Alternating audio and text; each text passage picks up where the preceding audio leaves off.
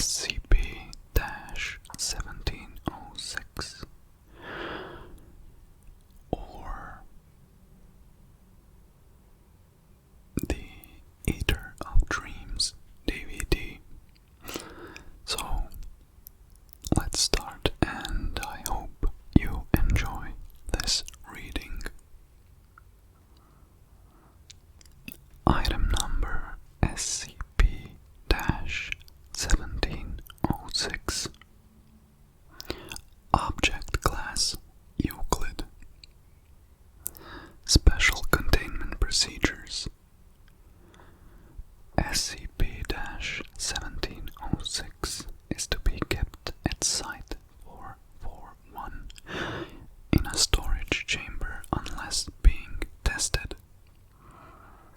Site-441 has been specifically constructed to house SCP-1706.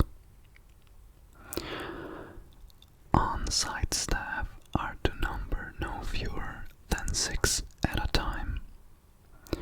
As on-site personnel have not requested transference and or leave, there is currently no need to maintain personnel on standby. Class D personnel are not to be present on site due to safety concerns. Personnel remaining on site are subject to weekly examinations to ensure consistency in respective fields of study. Any personnel suffering significant discrepancies are to be administered amnestics as necessary and reassigned for a period of 6 to 22 months.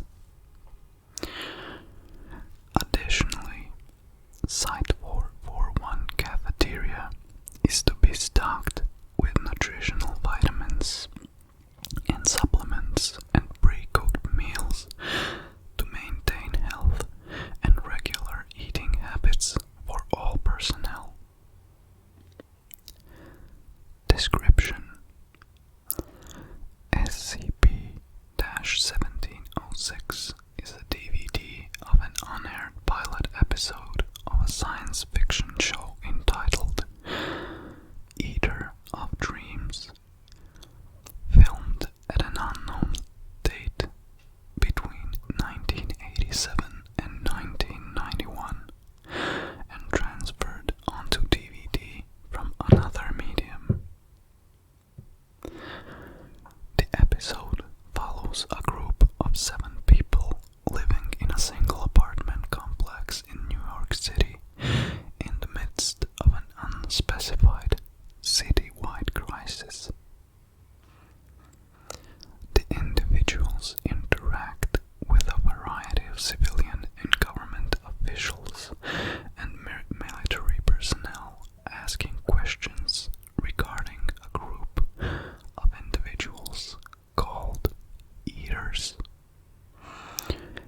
who are described as being vampiric,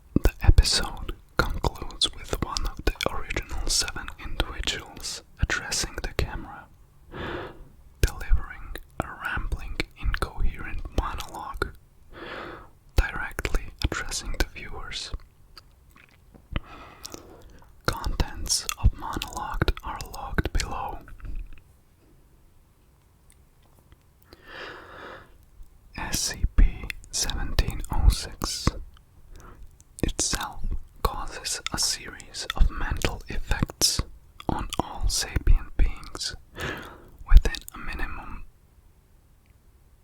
meter radius, often manifesting in the form of physical alterations to individuals' brain chemistry.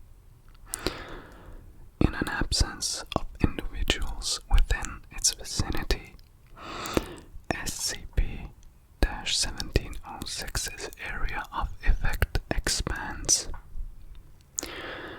While the effects have varied from person to person, distinct patterns have emerged in much of the affected individuals. The effects begin to subside following a period of 4 days of non-exposure to SCP-1706.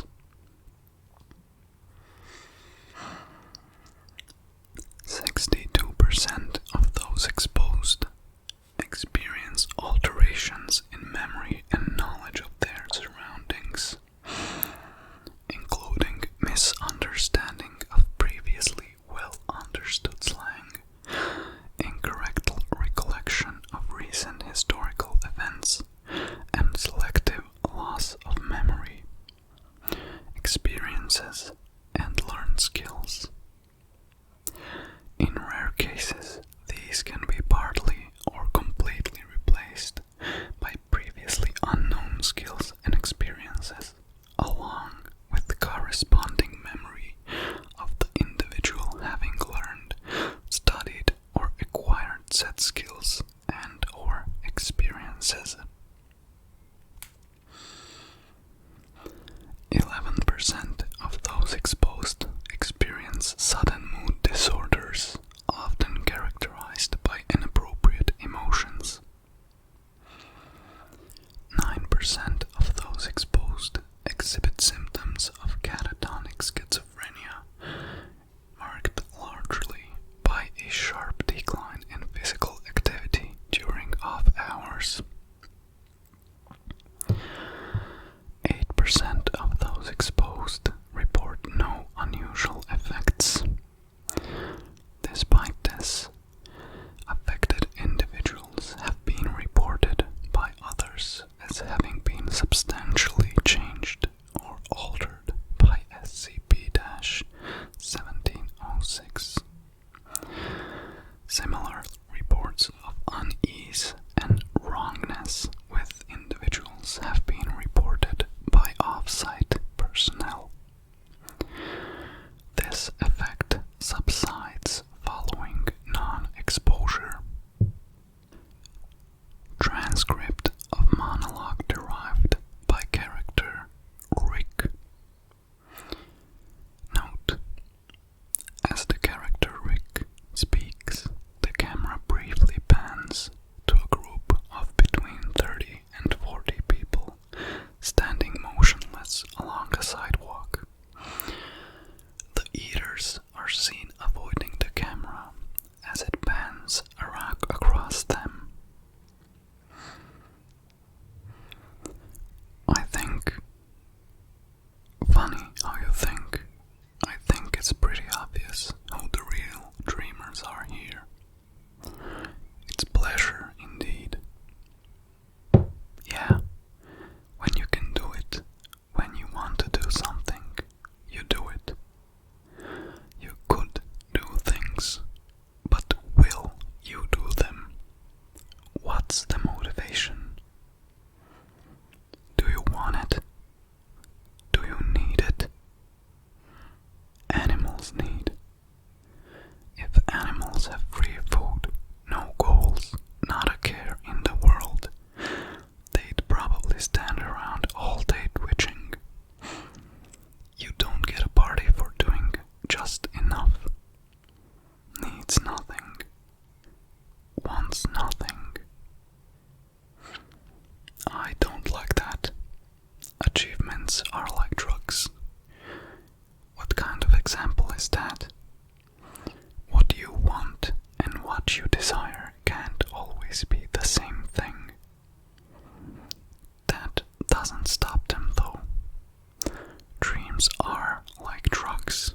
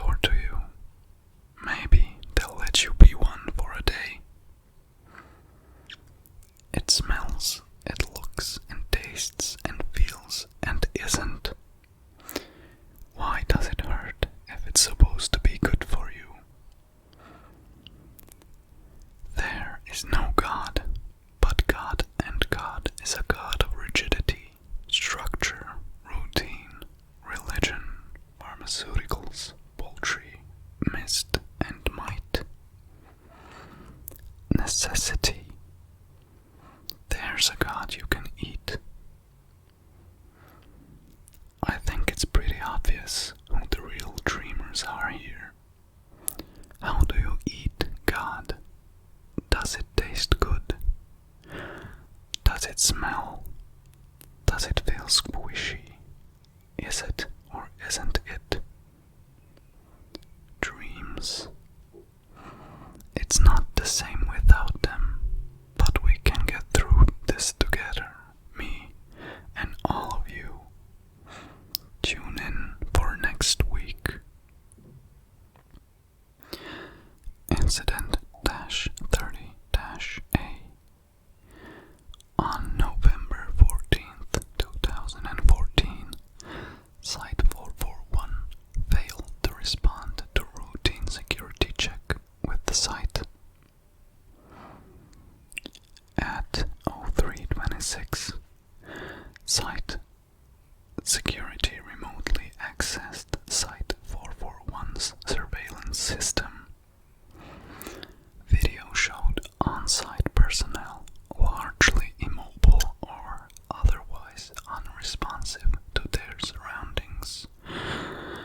In some cases, engaging in repetitive actions, such as arranging papers, stocking and restocking offices, and gesticulating in the cafeteria and restrooms. Additionally, unknown figures were observed entering Site 441, breaching containment.